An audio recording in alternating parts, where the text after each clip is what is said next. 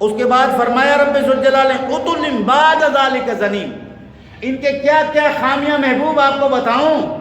حقیقت تو یہ ہے کہ اس کی اصل میں بھی خطا ہے، ہلال کا نطفہ نہیں حرام کا ہے۔ علماء یہاں سے مسئلہ بیان کرتے ہیں کہ ہر وہ آدمی نبی پاک کی بے ادبی کرے گا جس کی اصل میں خطا ہوگا۔ قرآن نے کہہ دیا جتنے گستاخ ہیں وہ گستاخ تمام کے تمام اپنے حسب و نسب کے متعلق غور کریں۔ کوئی بھی ہلال کا نطفہ اللہ کے محبوب کی طرف بے ادبی کی انگلی نہیں اٹھا سکتا۔ اگر کوئی اللہ کے محبوب کی طرف بے ادبی کی انگلی اٹھاتا ہے، قرآن نے کہا عتل بعد ذلک زنیم، اس کی کیا کیا عیوب بیان کیے جائیں، یہ تو اصل میں اس کی خطا ہے۔ اگر اصل میں خطا نہ ہو تو اس کی انگلی نبی پاک کی طرف بے ادبی کی طرف یہ نہ اٹھے۔ یہ مسئلہ بھی قرآن نے بیان کر دیا، واضح کلمات ہیں۔ ولید ابن مغیرہ کو جب 10 عیوب بتائے، اللہ کی صفت کیا ہے؟ ستار العیوب۔ اللہ کی صفت کیا ہے؟ ستار العیوب، عیبوں پر پردہ ڈالنے والا، گناہوں کو چھپانے والا۔ یہ میرے رب کی صفت ہے، یہ اللہ کی صفت ہے، یہ اللہ کی شان ہے کہ ہر انسان میں 2-4 عیوب موجود ہیں۔ رب نے پردہ ڈالا ہوا ہے، لوگ ان کے ظاہری معاملات کو دیکھ کر بڑی عقیدت اور محبت سے پیش آتے ہیں، اندرونی باتوں کا پردہ رب نے رکھا ہوا ہے۔ چاہتے تو معاف فرما دے، چاہے تو اس کو آخرت میں سے حساب لے، یہ اللہ رب العالمین کے اختیار میں ہے، پردہ رکھا ہوا ہے۔ اللہ کی شان یہ ہے کہ عیب کو ظاہر نہ کرے، لیکن جو محبوب کی بے ادبی کرتا ہے اللہ اس کو دنیا اور آخرت میں رسوا کر دیتا ہے۔ یہاں سے یہ مسئلہ نکلا، ہر کسی کے عیب کی پردہ پوشی کی جائے گی، لیکن جو نبی پاک کا گستاخ ہوگا اس کے عیوب سریعام بیان کرنا یہ خدا کی سنت ہے۔ بات سمجھ آ گئی؟ ہر کسی کے عیب کو چھپانا ہے، تعلیم مصطفیٰ کی یہی ہے، اخلاق بھی یہی ہے۔ عیوب لوگوں کے نہ اچھالو، لوگوں کی پگڑیاں نہ اچھالو، لوگوں کی عزتیں نہ اچھالو، لیکن وہ کوئی بے عزت اور کمینہ شخص نبی پاک کی عزت پر ڈاکہ ڈالنے کی کوشش کرے تو اس کی کوئی عزت نہیں، اس کی کوئی کہاں سے سیکھا ہم نے؟ عتل بعد ذلک زنیم کے لفظوں سے سیکھا۔ کہاں سے سیکھا؟ قرآن سے۔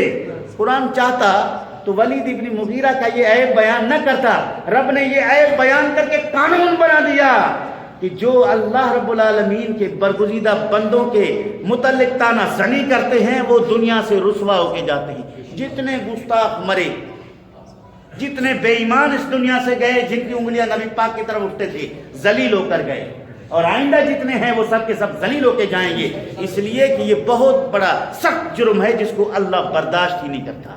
اللہ کے محبوب پر کوئی انگلی اٹھاتا ہے، جواب رب دیتا ہے۔ مجنون کہا ولید ابن مغیرہ نے، بیان دیا قرآن نے۔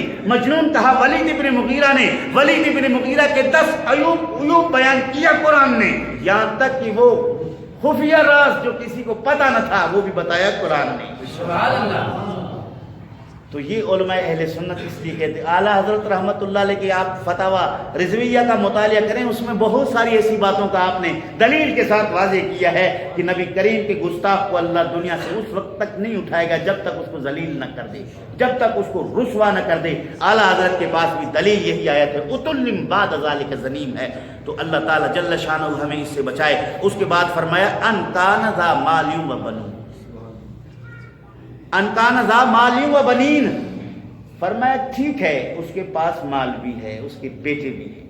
وہ کبھی اپنے کثرت مال پر فخر کر رہا تھا، کبھی زیادہ اولاد ہونے پر فخر کر رہا تھا۔ ولید ابن مغیرہ، رب نے کہا وہ مالدار بھی ہے، صاحب اولاد بھی ہے، لیکن اس کی اصل میں خطا ہے، اس کے اندر یہ خامیاں موجود ہے۔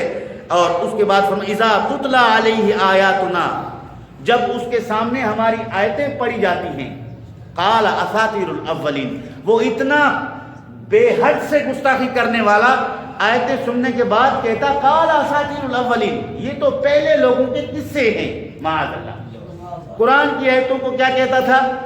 پہلے لوگوں کے قصے ہیں، کیونکہ نمرود کا بھی بیان آیا، قارون کا بھی بیان آیا، حامان اور فرعون کا بھی بیان آیا، بنی اسرائیل کے عذاب کے بیانات آئے، تو ان آیتوں کو دیکھ کر کہتا تھا یہ تو قصے ہیں پہلے لوگوں کے، یہ قصے نہیں، حقانیت کو قرآن مجید نے بیان کیا۔ سنسمہ علی الخرطوم، اس کے سونت کو داغا جائے، ناک کو داغا جائے، یعنی ناک داغنا کیا ہے؟ بے عزت کرنے والی بات ہے۔ ناک کاٹ دی، لوگ کہتے ہیں نا، ناک کاٹ دی فلاں نے فلاں کی، کہتے ہیں ہمارے ہاں، یار آپ نے یہ کام کر کے ہمارا ناک کٹوا دیا، دوست ایک دوست سے کہتا ہے، معاشرے میں کہتے ہیں ہم ایک دوسرے کو، تو ناک کو داغنے سے مراد ذلیل ہونا ہے۔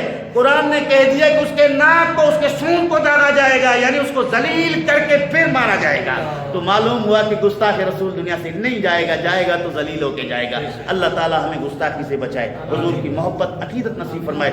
2020 میں جتنی گستاخیاں کی گئی، جتنے گستاخوں کو ریلیف دیا گیا، اس کے پاداش میں پوری کائنات لپیٹ میں آ گئی۔ رب ذوالجلال ہمیں محبوب کی تعظیم اور توقیر کا ادب اور احترام توفیق نصیب فرمائے، تاکہ ہم دنیا کی قحط سالی سے، وبائی بیماروں سے، دیگر اللہ رب العالمین گرفت اور پکڑ سے بچ سکیں۔